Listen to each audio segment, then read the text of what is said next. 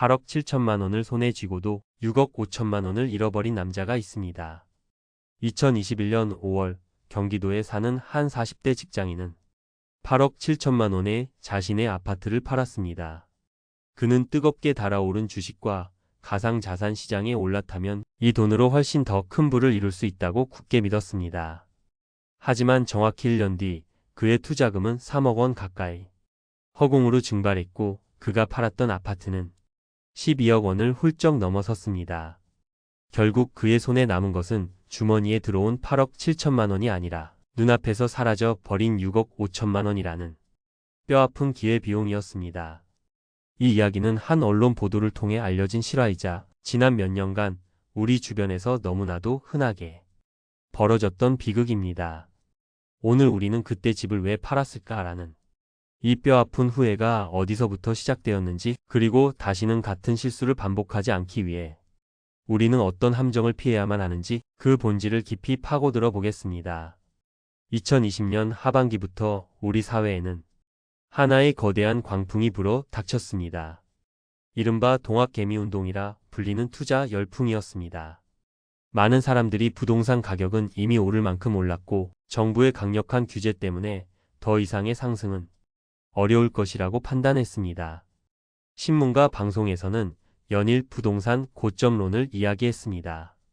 반면 주식시장은 마치 영원히 오를 것만 같은 뜨거운 환상을 심어주었습니다. 집 팔아 미국 주식에 투자한다는 말이 유행처럼 번졌고 영끌이나 비투를 넘어 자신이 살고 있는 집을 담보로 대출을 받아 주식에 투자하는 주담투라는 신조어까지 등장했습니다. 실제 한 보도에 따르면 2021년 7월 5대 시중은행의 주택담보대출 잔액은 불과 한 달 만에 3조 원 가까이 폭증했는데 전문가들은 이 자금의 상당수가 주식시장으로 흘러 들어갔을 것으로 분석했습니다.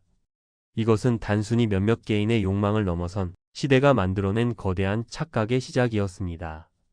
여기 평범한 가장이었던 박성진 부장의 이야기가 있습니다. 그는 서울 근교에 9억 원짜리 아파트 한 채를 가진 누구보다 성실한 50대 직장인이었습니다. 매일 아침 손때 묻은 서류, 가방을 들고 출근하며 가족을 위해 헌신했지만 마음 한편에는 늘 불안감이 있었습니다. 턱없이 부족한 은퇴 자금, 그리고 곧 대학에 갈 자녀의 미래를 생각하면 월급만으로는 답이 보이지 않았습니다. 그 역시 주변의 분위기와 언론의 보도를 접하며 부동산은 이제 끝물이라고 생각했습니다. 그는 아내와 오랜 상의 끝에 큰 결심을 합니다. 9억 원의 아파트를 처분해 전세로 옮기고 그 목돈으로 미래가 유망하다는 미국 빅테크 주식들에 투자하기로 한 것입니다. 그러나 그의 간절한 기대와는 달리 세상은 전혀 다른 방향으로 흘러갔습니다. 미국 연준은 가파르게 금리를 올리기 시작했고 기술주 중심의 시장은 끝을 모르고 추락했습니다. 불과 1년 만에 그의 주식 계좌는 마이너스 30%를 기록하며 3억 원이라는 막대한 손실을 안겨주었습니다. 설상가상으로 그가 팔았던 아파트는 12억 원으로 치솟았습니다. 그는 안정적인 내 집을 잃고 매달 꼬박꼬박 나가는 전세 대출 이자 부담에 시달리며 언제 회복될지 기약 없는 파란색 주식 계좌만 멍하니 바라보는 강제 장기 투자자가 되어버렸습니다. 자, 우리는 방금 박성진 부장이라는 한 평범한 가장이 어떻게 한순간의 선택으로 벼랑 끝에 몰리게 되었는지를 지켜봤습니다. 하지만 단순히 그의 선택을 탓하기 전에 우리는 그를 그런 선택으로 내몬 거대한 함정이 무엇이었는지 들여다봐야 합니다. 지금부터가 진짜 중요합니다.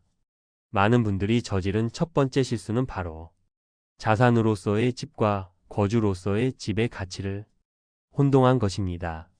물론 집은 가격이 오르내리는 중요한 자산입니다. 하지만 그 이전에 집은 비바람을 막아주고 우리 가족의 삶을 지탱하는 가장 근본적이고 안정적인 주거 공간입니다. 변동성이 극심한 위험 자산, 즉 주식에 투자하기 위해 유일하게 가지고 있던 안정 자산인 집을 포기하는 것은 마치 거친 전쟁터에 나가면서 자신의 몸을 지켜줄 갑옷을 팔아 더 날카로운 창을 사는 것과 같습니다. 이는 투자의 가장 기본적인 원칙을 망각한 너무나도 위험한 결정입니다. 결과적으로 이들은 부동산 상승장에서는 소외되고 주식 하락장에서는 손실을 보는 이중고를 겪으며 돈뿐만 아니라 가족의 삶을 지탱하던 심리적 안정감까지 송두리째 잃어버리게 된 것입니다. 여러분이라면 이 상황에서 어떤 선택을 하셨을 것 같나요? 두 번째 함정은 시장을 예측할 수 있다는 치명적인 오만이었습니다. 부동산은 이제 고점이다.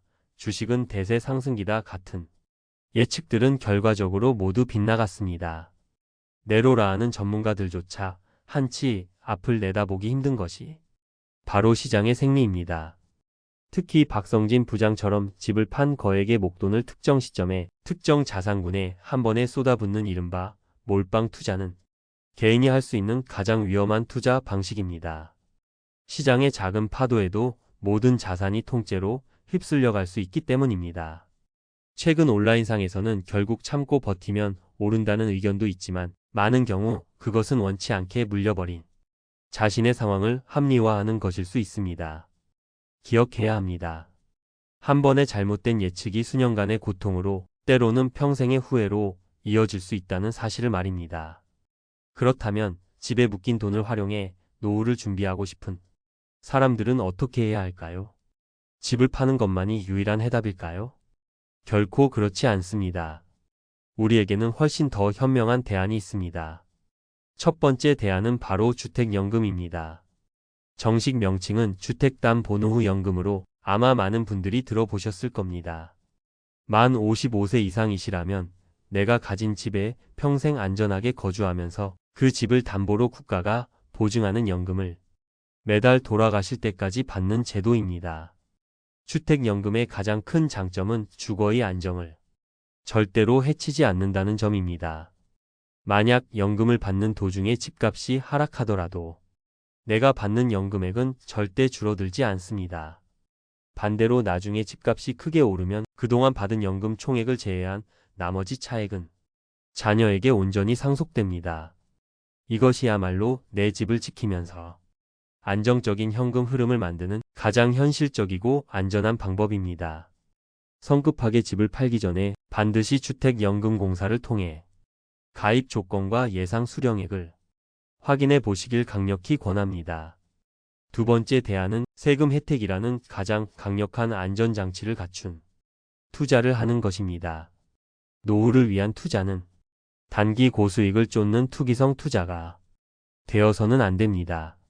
장기적인 안정성과 절세 혜택을 동시에 고려해야 합니다. 그 대표적인 수단이 바로 개인형 퇴직연금과 연금저축입니다. 이 두 가지 연금 계좌는 연간 최대 900만 원까지 납입한 돈에 대해 연말 정산 시 세금을 돌려주는 세액공제 혜택을 제공합니다.